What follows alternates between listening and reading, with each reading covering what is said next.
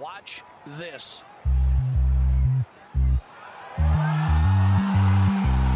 No way!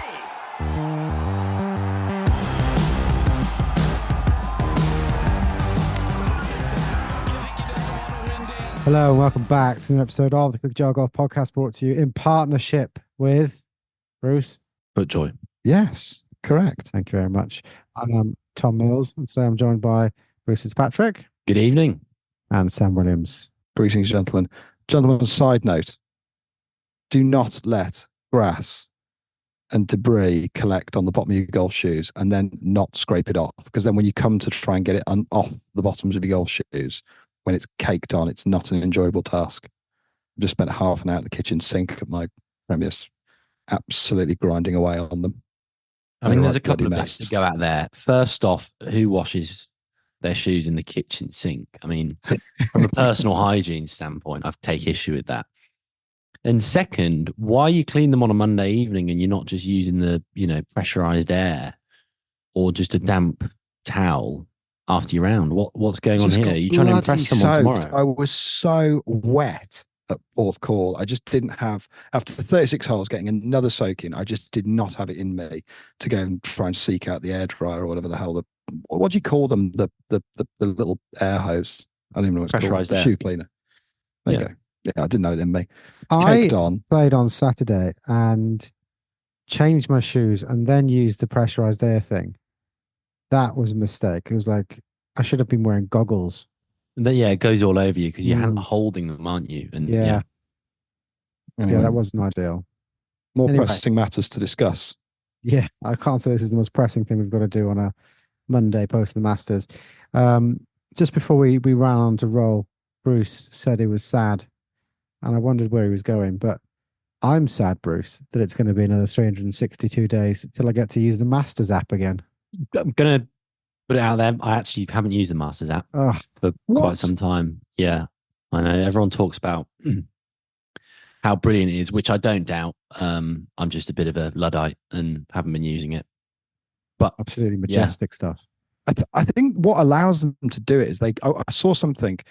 They basically give away so much of their TV rights, don't they? So whilst their TV rights are worth fortunes, they give away a stack of it, which I think part of that goes into the app and everything like that to display all the shots and all the coverage. It is an unbelievable resource.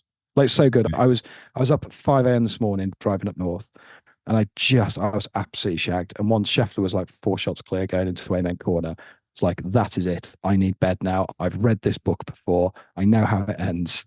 And then I got up in the morning and just watched I just cantered through the last few holes while I was just sort of getting ready to leave the house. I thought you were going to say had it on the dashboard while I was driving. While I was doing north, 90, yeah. thinking, So at what point did you call it a day? What hole for Scheffler? I think he shot into 12. I think by then Aberg had tugged one left, Morikawa had tugged one left, Homer was long, wasn't he, on 12. It had all unraveled, and I thought, do you know what? He's probably seen out the worst stretch of ball striking we're going to see from him all year for 9 holes, and he's somehow still leading this tournament. Like, there's no way he can lose. Did you make it all the way through, Bruce? I did, yeah. I watched it the whole way through. And then went to bed pretty sharpish. So I didn't do the whole presentation and the ceremony and whatnot. What about you, Mills?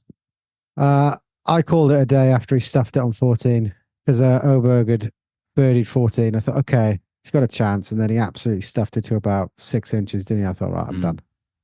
That was probably about, I don't know, 11:30 maybe. And I thought, no, that's it for me. This is done. Because I wonder it why is he's such quiet. a shame that it became, I mean, it's just the dominance of Scheffler, really, wasn't it? But it just became yeah, I've seen it. I've read it. In some ways, though, it's quite enjoyable, isn't it? To actually start, I was really rooting for him. It's so impressive. Yeah, and I just thought it's pretty inspiring stuff, watching him go about it. And I've got to say, Oberg as well, which I've clarified this week, that is close to the correct pronunciation than Aberg, as I was calling him last year at the Ryder Cup. So sorry about that, Ludwig. Ober, I mean, just really impressive as well. Like, first start in a major to put in that kind of performance. Yeah, I know he kind of overcooked his shot into 11, made double there, but I mean, he just looked like a seasoned pro. I thought it was brilliant. Yeah, I stayed up the whole way to the end, even though I knew bit of a foregone conclusion. I think it's the one event I would stay up late and jeopardize my productivity at work the next morning for, because it's just inspiring. I think What was the most impressive bit of the tournament in terms of just zoning in on Scheffler's bit performance for a minute? What was the most impressive part for you boys? I think for me, I wouldn't say it's actually Scheffler. I think watching that Friday, the second round, was some of the most enjoyable golf I've watched in living memory because it was blowing an absolute hoolie, and I mean the command of the ball in those conditions was genuinely breathtaking. It was, it's the type of stuff you want to see at the Open, but we haven't seen the wind properly blow at the Open for like 20 years, really. Probably going back to, I thought Scheffler's Scheffler's control of the ball is probably what's worth separating there, though. I mean, I think there's a shot he hit into 11. McIlroy just threw on way up in the air, and the wind just like nailed it and pushed it into the water. I think it was on Friday. It was Friday, yeah. And Scheffler just hit a much more sort of artistic, creative shot. Didn't get affected in the same way, and he seems to just do that the whole time. And we hear so much now in golf about treating it like a game of poker, playing the same shape, doing things in a very repetitive way. And to see someone with some like artistic and creative flair in total command of his ball flight, going on and continuing to just build a lead in those kind of conditions, I thought was amazing. And his composure as well. He just airmailed the green on 10, I think, on Saturday. Hit one that looked like it was all over the flag. Surprised that he took on that back pin. Obviously, dead is if you go long, it's pretty dead. He chipped one up, hit a really good lag putt that looked like it was going to go in, and then stepped up and missed a 2.5 footer, made double, and you thought, oh, this is quite interesting. And then 3 holes later, he goes and makes an eagle. I just thought that bounce back ability, just very, very impressive. It was the composure for me. Like I don't think my short game would have stood up to the strain of those first 4 holes yesterday, but I mean, I don't think anyone's could have really. I mean, he really didn't. I mean, I'm sure there's better dissections of different elements of strokes gained and how he performed throughout the week.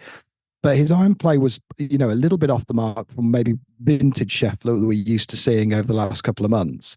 His first shot into the first, that was short. That was a tough up and down, grounded out, great up and down on 2. Like, I mean, it wasn't a great start down 2. Bit unlucky, caught that bunker. Then he sent his 3rd shot long. Again, it's a really tricky up and down. Makes an unbelievable up and down on 3 for birdie, and didn't quite make one on 4. And you think, Christ, so many other golfers there would have buckled and not played their way out of the tournament, but would have let a lot of people back into it. And I thought the amazing thing was he was still going strong in the lead, and he just looked so composed. It was like, it doesn't matter, we just move on, we just carry on and keep putting one foot in front of the other. I thought it was genuinely remarkable stuff to see. And I don't know, but I don't know, maybe we kind of het up in this world of, maybe we're getting a bit hyperbolic on this just because he's in an unbelievable vein of form, but it feels like he is the most dominant player for the last 2 or 3 years now, really. I think without a doubt, without a doubt. It looks like he's never going to, you think back to all the sort of recent world number ones, and even going back to Tiger, it's like they all had something in the locker where they could lose it off the tee. Where like Scheffler it's almost boring to watch him off the tee because it's 2 yards of draw or 2 yards of fade. It's usually fade, isn't it, for him? But it's like he's never going to lose it. So it's like, okay, he's down the middle, and his iron play is just sublime. And the thing that really shocked me this week, and it shocked me, I know he's working with Phil Kenyon, but his short game was, I've never really watched Scheffler before and thought his short game was like of another order. But this week was just mind-blowing short game, I thought. I think his chipping's always been really good. When he was facing off with Cam Smith a couple of years ago, when he won his first green jacket, he chipped in on 3, and he's always had, I think, fantastic hands around the green. The only question mark's been his putting, and he still misses the odd short one, but he makes it up with a fair few long ones that he holds as well. Like made a great one across the green for eagle on on Saturday. Really good 2-putt from length on Sunday on the same hole for birdie. You know, he is kind of like the full package. And yeah, he's a bit streaky with the putter, but if you can drive it long and straight, hit your irons as close as he does, and then if you do have a slightly bad day, you chip it dead. Kind of like It's hard hard to to play not against. really. There's not really much of a weakness there. What's your guys' take on this all this chat that if his wife Meredith went into labour, he's going to walk off the course? I was a bit, I don't know. I don't think he's doing it for the headlines. He doesn't Do you know strike what me. you It's like think? Bruce talked about this a couple of weeks ago, didn't he? And it's like, I don't think this is like a headline grabbing thing. Like, I mean, would he have come off on the 14th? I think that's probably a stretch. Would someone have told him on the 14th? I don't think they would have either. But you know, I do get the sense that like he's a pretty sincere guy. I think that's just like, it's remarkable when you watch him, just how it's not the composure on the course. It's the, you know, he's very, very just humble and down to earth. I think, you know, I heard someone say maybe, I think in fact, Luke might have said to me in the car today, he was like, he's almost like a likable version of DJ in his prime. I I think can't, there's I can't probably get a on board with kernel that of truth analogy. in that. You can't get on board with that. Well, what's the comparison? Do they both fade the He was ball? just so dominating and so assured in Right. his own abilities, wasn't he? When DJ was absolutely flying high. But I just think Scheffler's exceptionally likable. Yeah, think I he's also quite think the likeable guy, comparison to be there is fair. off in that Scheffler has been more dominant than DJ ever has. I'd put that out there. I'd say, you know, to circle back on what we were talking about earlier, I can think of Rory having a really dominant patch in 2014. Spieth had a really dominant patch in 2015. Koepka's been dominant in smaller patches in the majors, but no one does it for more than a season, really, until Scheffler. If we leave Tiger out of it, because he's a separate conversation, totally unprecedented what he's done. And so many people have been unfairly compared to Tiger. You know, Jason Day at one point, Rory, Morikawa, but none of them have done it for 2 or 3 seasons, which is what Shefflin's in the Do we midst think of. Scheffler's done it for 2 seasons? Oh, yes, he won the Masters 2 years ago, but you know, he didn't win anything in 2013, major wise.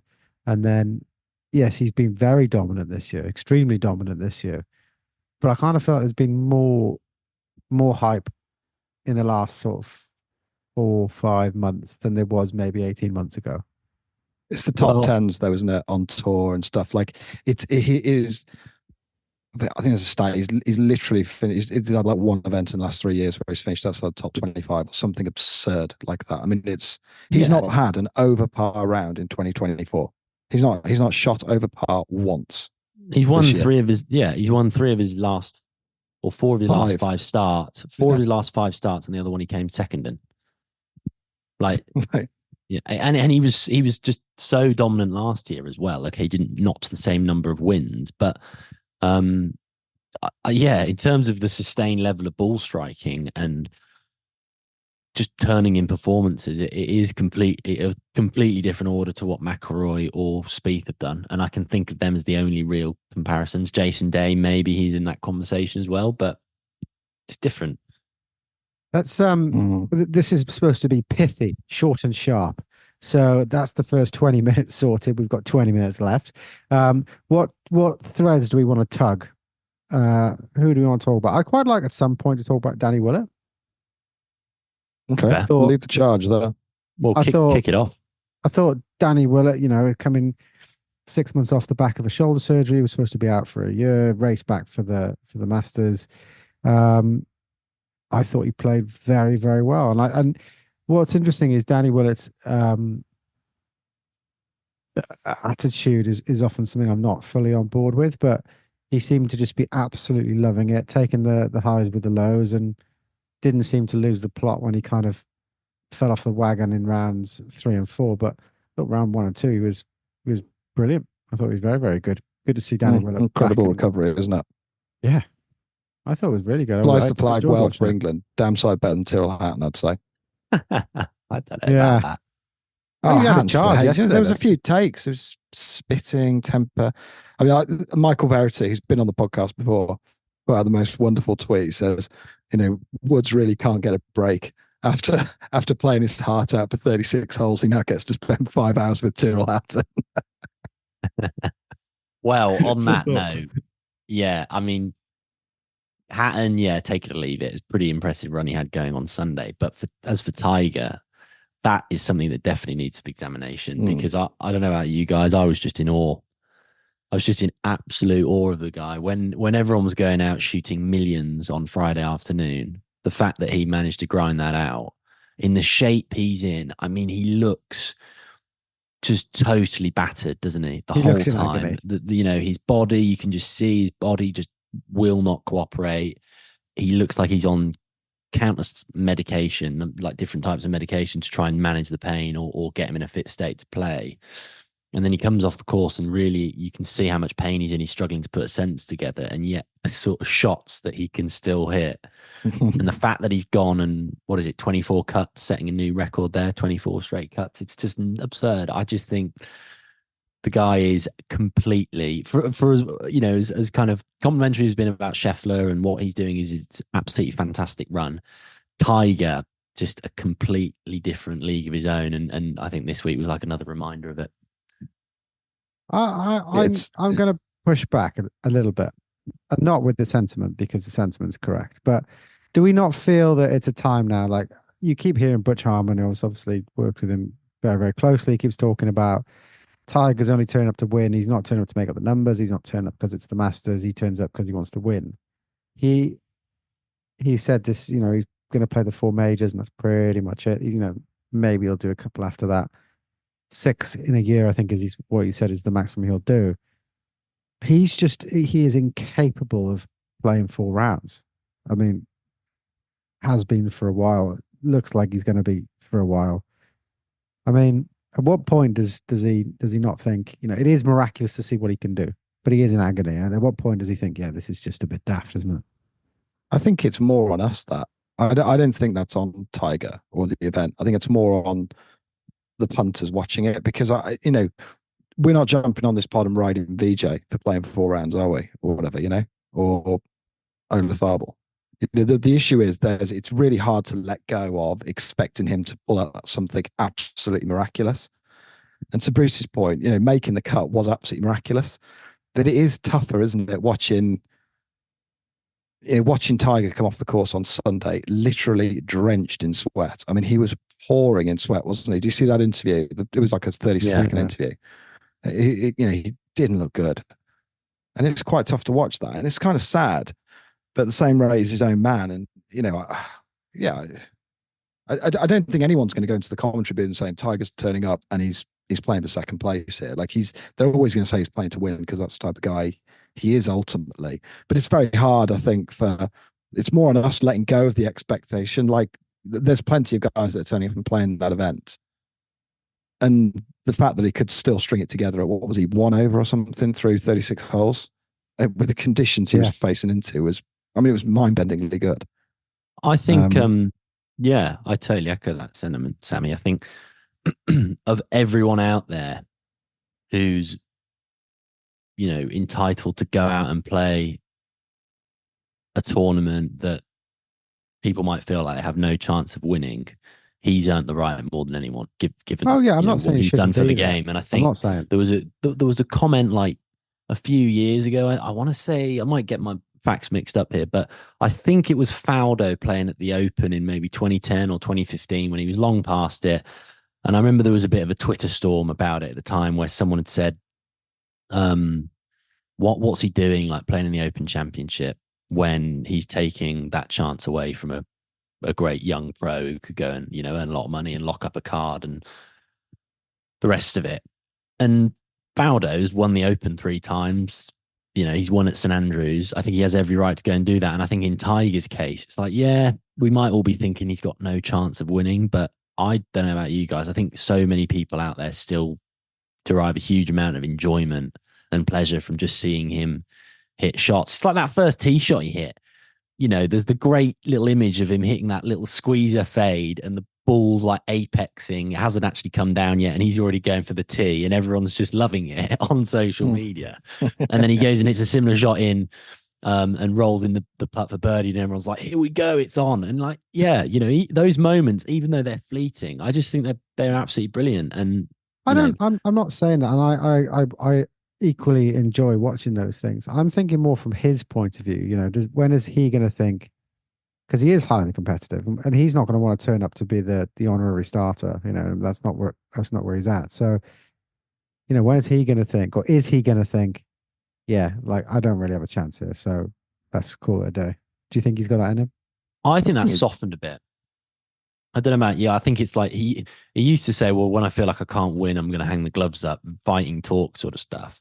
I think in this year, he gave a press conference where he's like, I just love the game.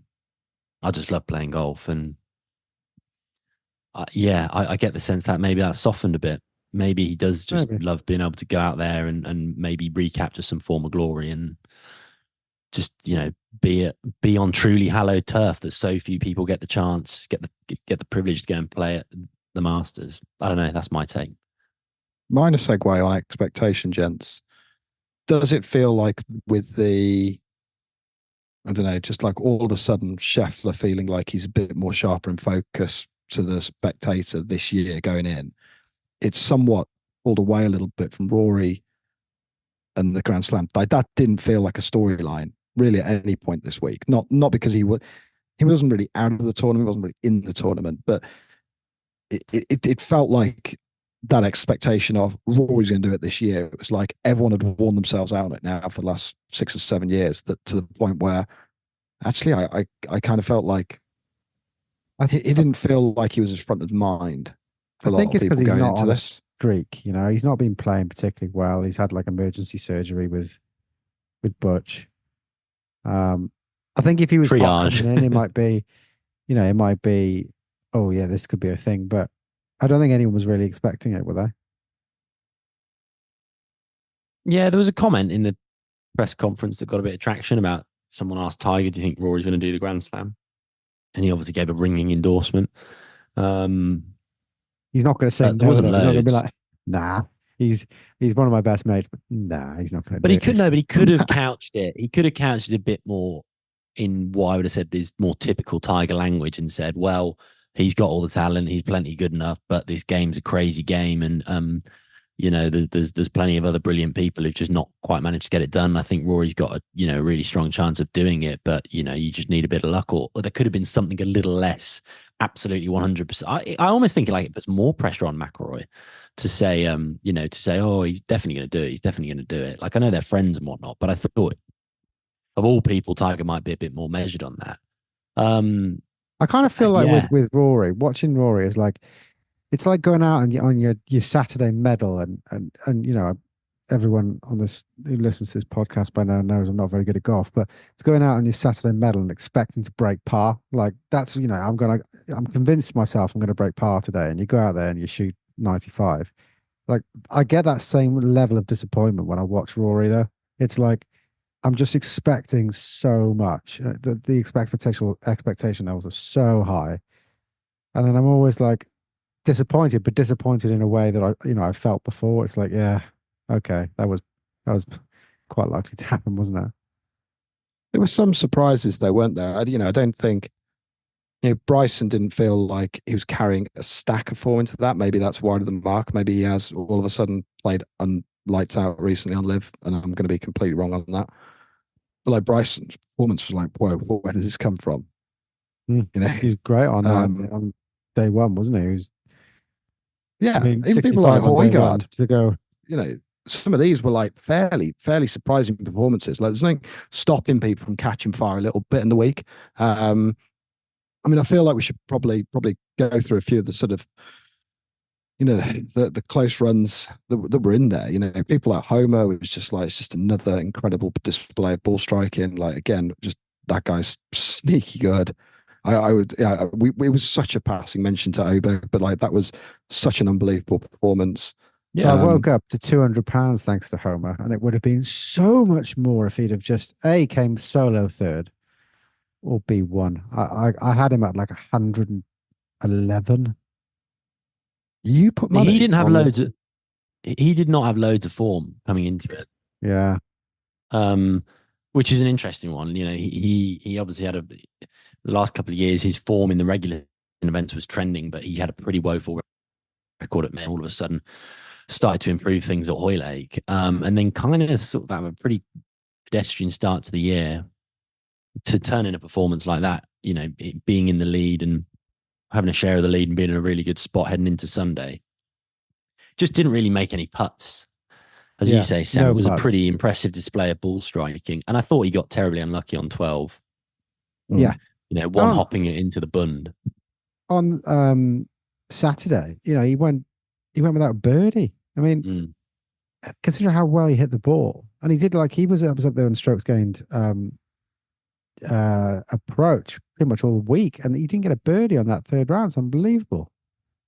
Yeah, the nice story there with him was he's just, you know, he's obviously talking a lot about his headspace and sort of process. And I think he's quite endearing to a lot of people because he's got this Twitter personality of like being pretty happy go lucky, but also wearing his heart on his sleeve when things do go, you know, slightly awry. And I think there's just been some good coverage over the last few months or so, maybe even a bit longer than that, about how he's probably a little less hard on himself and backs himself a bit more. And there's a few nice remarks that back that up. And it's great when you see that kind of come together. And a guy's had a pretty poor major record until fairly recently, all of a sudden seemed like a bit of a contender.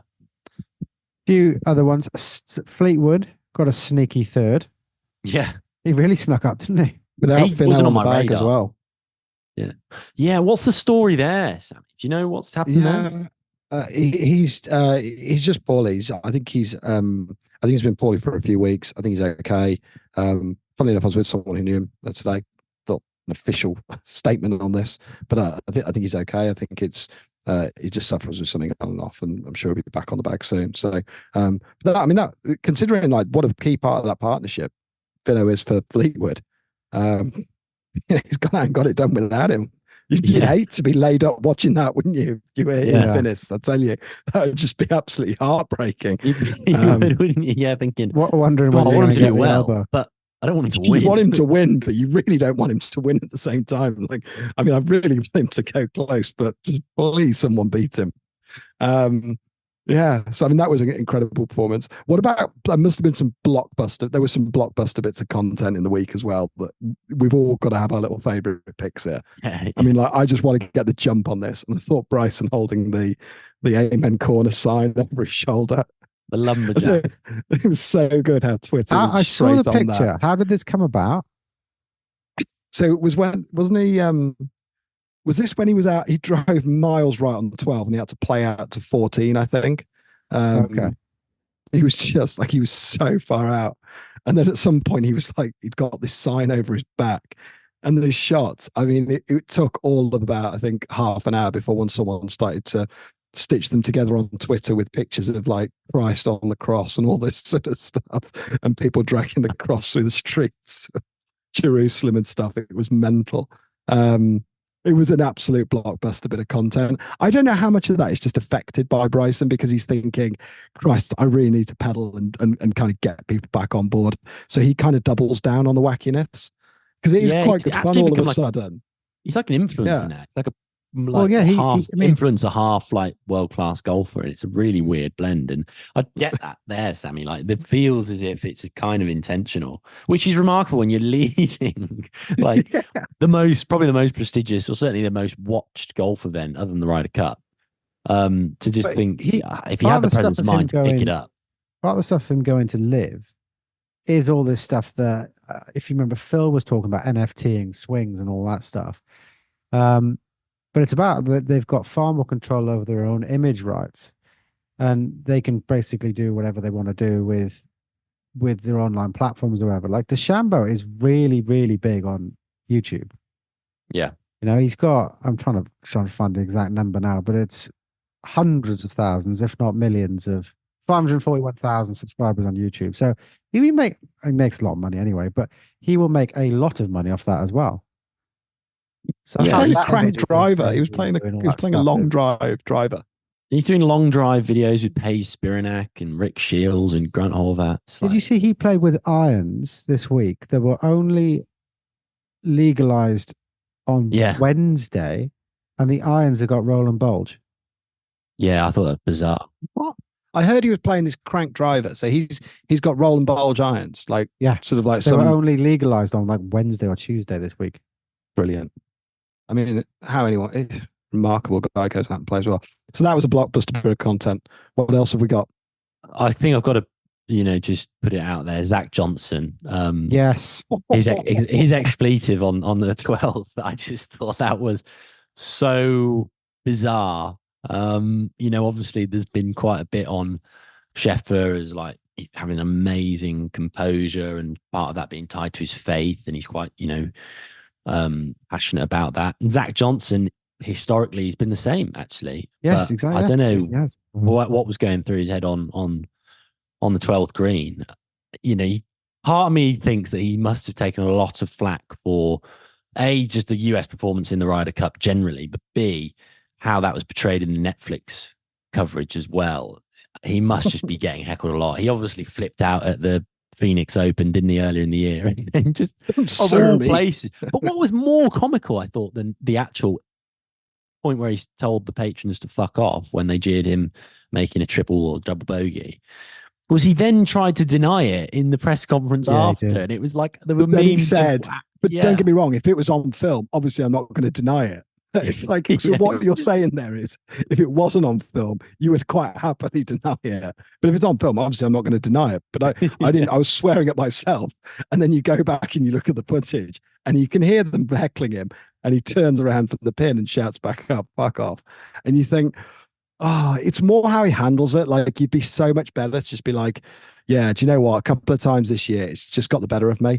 I really struggled with the way I was kind of the reactions I'm getting on the course since the Ryder Cup. I really tried my best. People might not think the performance was up to scratch, but it's really hurtful because I put a lot into it.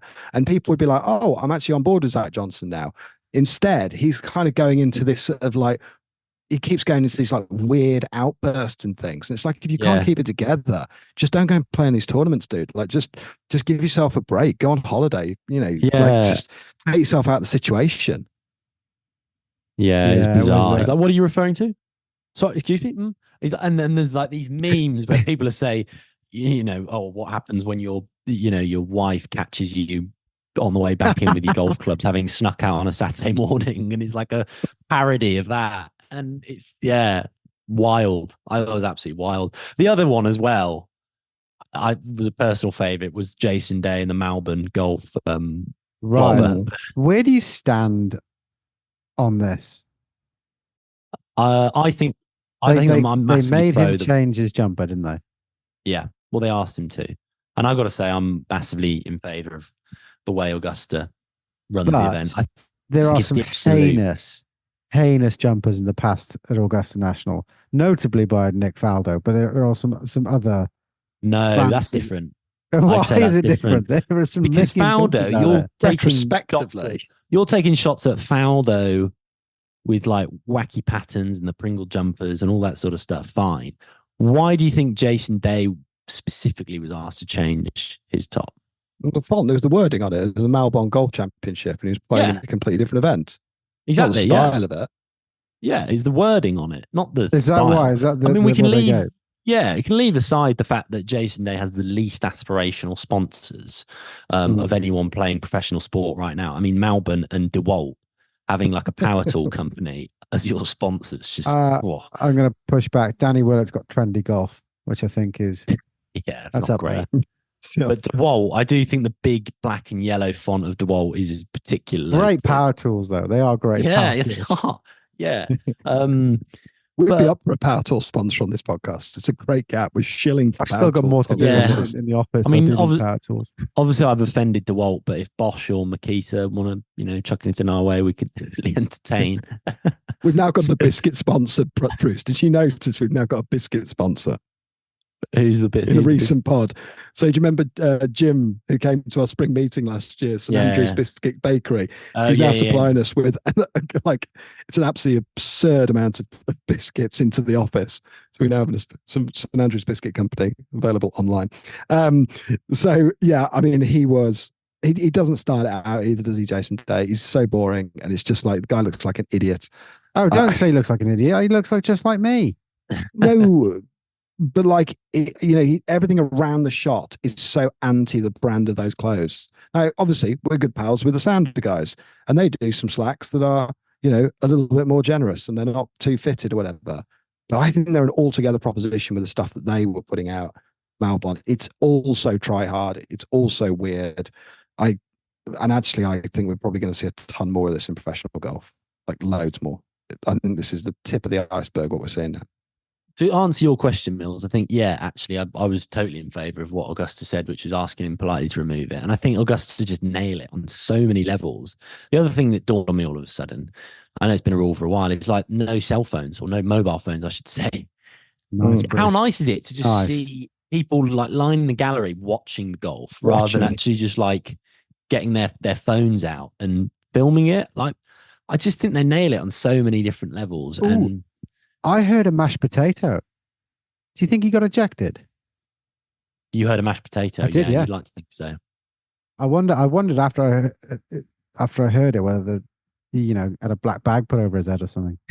I mean, they do police it. I think Chris Como nearly got kicked out for posting some stuff online of stuff from his phone on around the grounds. Like they really do police it. They don't muck around. No. Apparently, well, Cara Banks was on the podcast before. So if they see the outline of a phone in your pocket, they'll rugby tackle you. Well, she didn't. Come on, she didn't say they rugby tackle. It was something like that. Let's never let the truth get in the way of a good story on this podcast. I mean, there was some other tidbits in here, weren't there?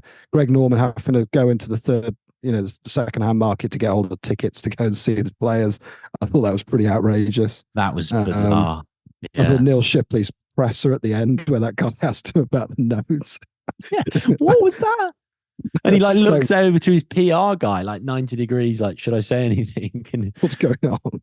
Someone did a clip out of Zoolander where he's got the sort of finger over his lips. No, it's Happy Gilmore. It's Happy Gilmore, isn't it?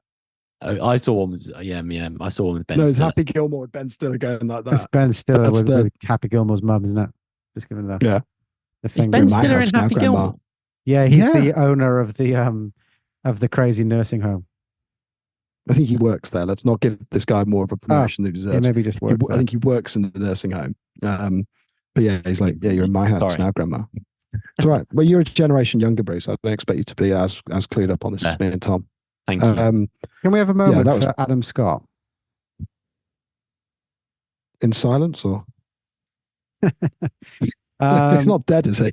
The 90th major appearance on the bounce. Not missed a single one.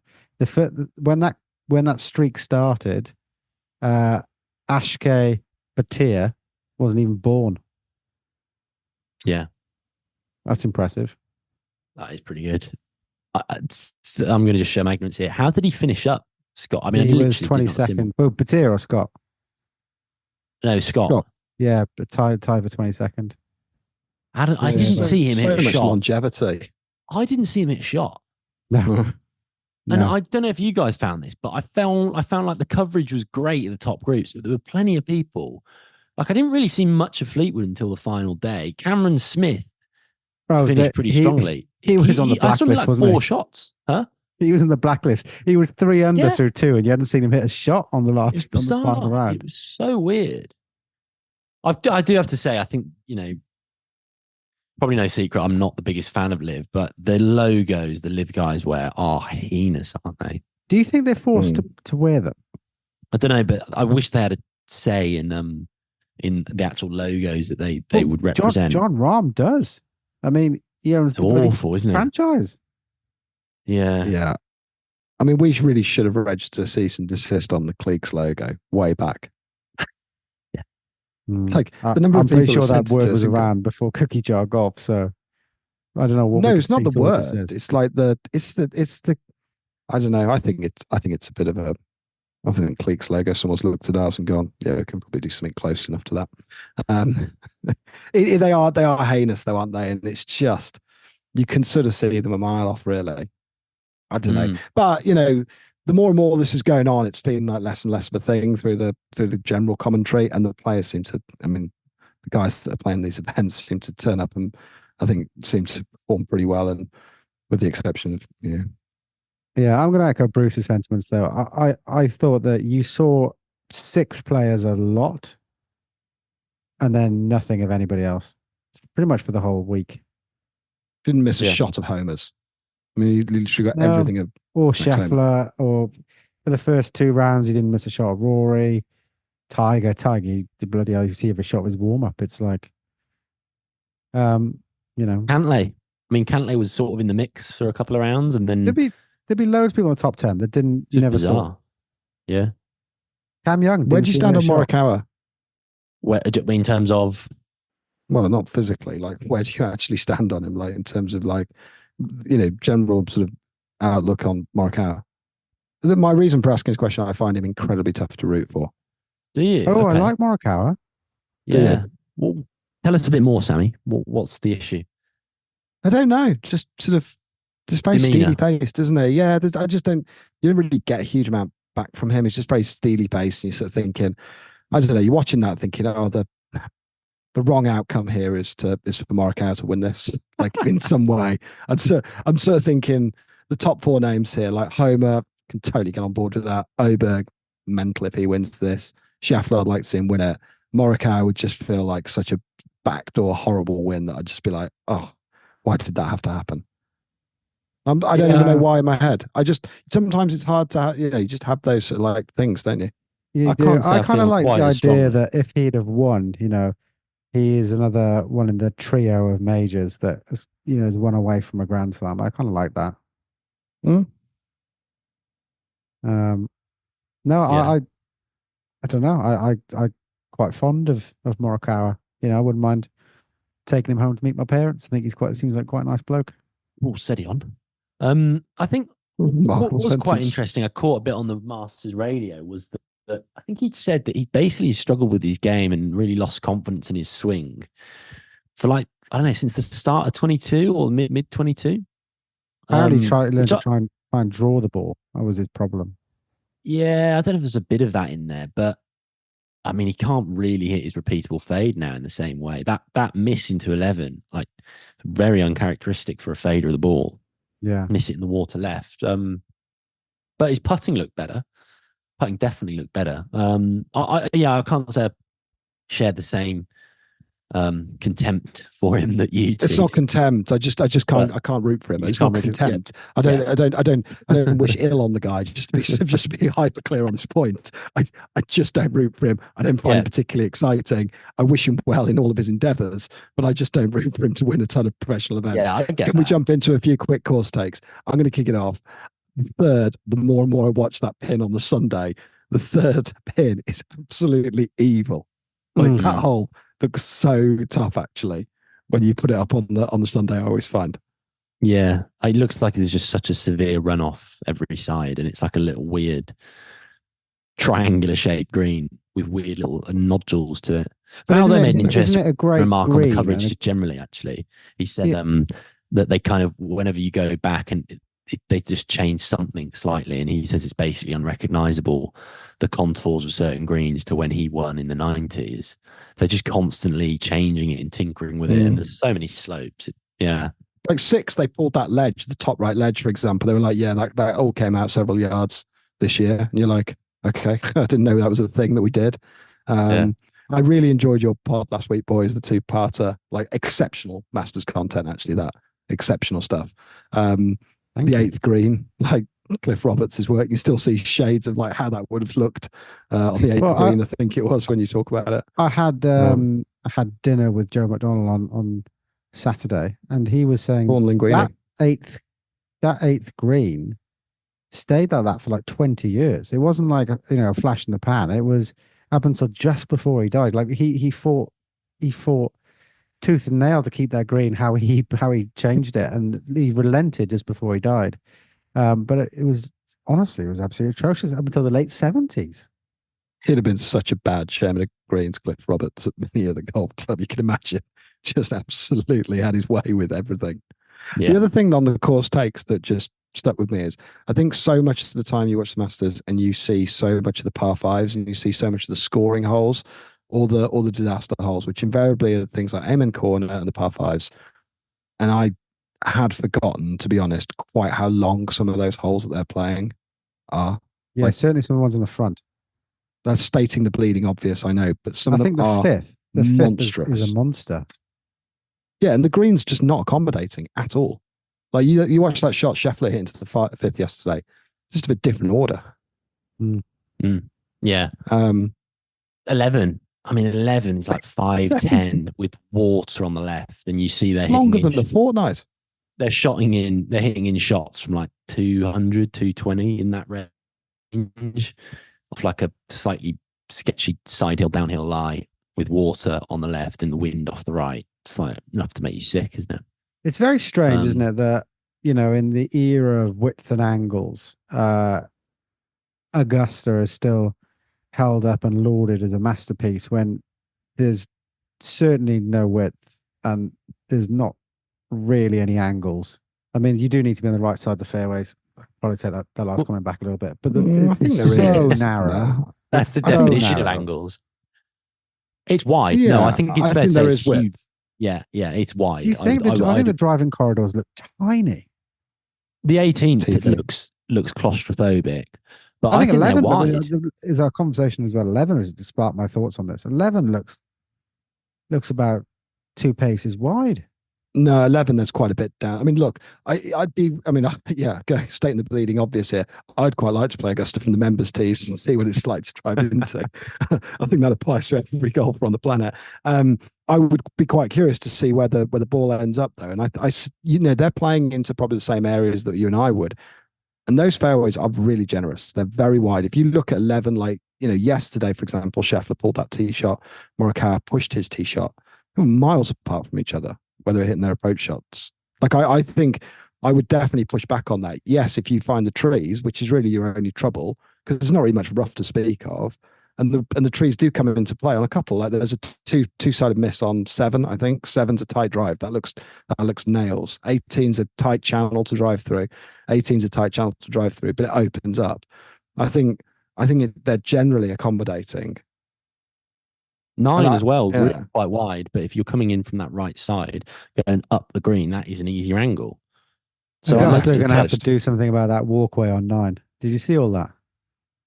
Yeah, Like where they kept steaming into it, aren't they? the patrons crossed the walkway, and everyone was just bombing it into their feet. Because I don't know, they were hitting like 380-yard drives down there. Yeah, and Rory was always the last one to play in, wasn't it? I mean, he just thumped it down there. Yeah. Anything else before we tie a ribbon on this year's Masters, gentlemen? No, Let's ask a question to finish off. Did you think it was an all-world Masters this year? Silence. well, I don't know if there's ever a Masters that isn't packed with drama and exciting. It's going to chuck that out there. I can remember watching the Masters and I'm really sorry to bag him because we've already bagged him once on this podcast, in 2007 and been a little bit disappointed that Zach Johnson won and Tiger finished runner up. That was a little bit anticlimactic. Sorry, it wasn't 2007. It was 2000 maybe it was 2007. I might be getting it mixed up with Wimbledon, but anyway, point remains. That was a little bit disappointing, but I can't really say any Masters that I've watched has been anything but captivating, gripping TV other than that one. It's just that it always seems to throw up some kind of interesting storyline, whether it's Adam Scott facing down Cabrera, or, Rahm and Koepka last year, Scheffler trying to,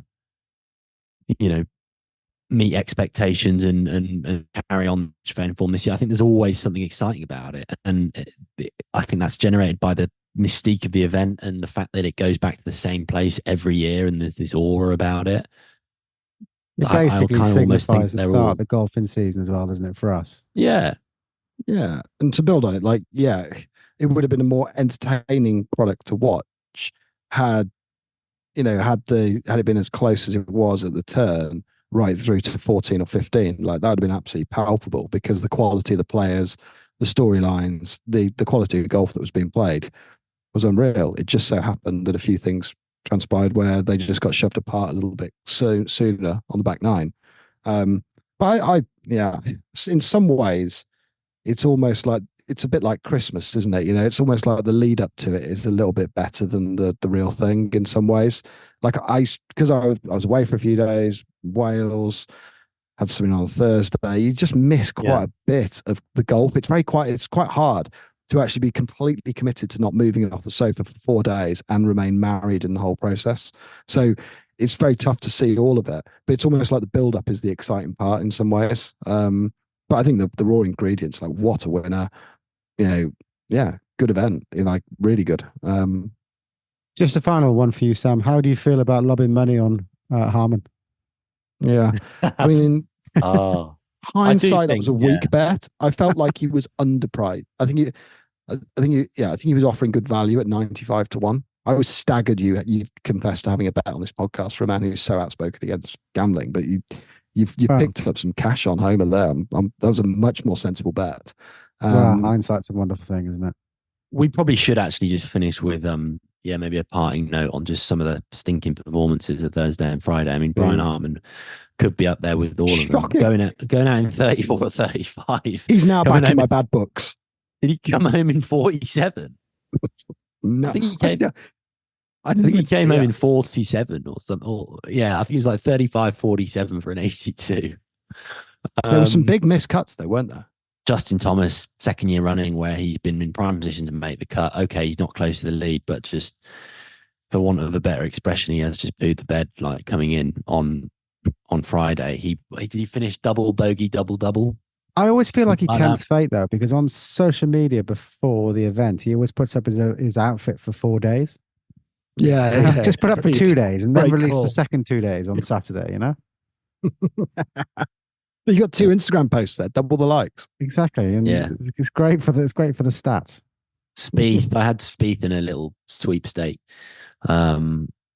I thought he was a pretty safe bet. I think, I don't know if you guys noticed the sort of proliferation of Masters sweepstakes. It seems like of all the events that captures like the non-golfer's imagination, the Masters is one of them. And there's like office sweepstakes and all sorts going around. And yeah, I had Spieth in one of those because he was in the sort of slightly lower ranked category of 20 to whatever it was in the world. And I thought he always does well as at Augusta. He'll go on a Sunday charge. The guy goes and takes 9 on the 15th. And I was just like, come on. It's terribly Jordan Spieth though, isn't it? It's devastating. Yeah. Hovland, another poor, 71, 81, I think he was. That was wild. He was 3 or 4 under after 9 holes on Thursday. And just, again, crazy stuff.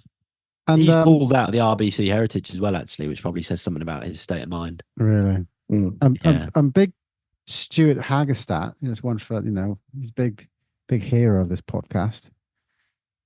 I'm so astounded this is only his second appearance. No, it's not, is it? Yeah? No, it's not. It's his third. 2017, 2022. But because he's won so many AMs and stuff, I just thought he would have been, I don't know. I just think he's a perennial winner in the amateur scene and would have played more in the Masters. I don't know. How did he fare? Missed the cut. So 7 Sad plus. times. It's quite tough to make the cut in that, isn't it, really, to be fair? It's probably a tall order. When that Neil Shipley's played bloody good, hasn't he?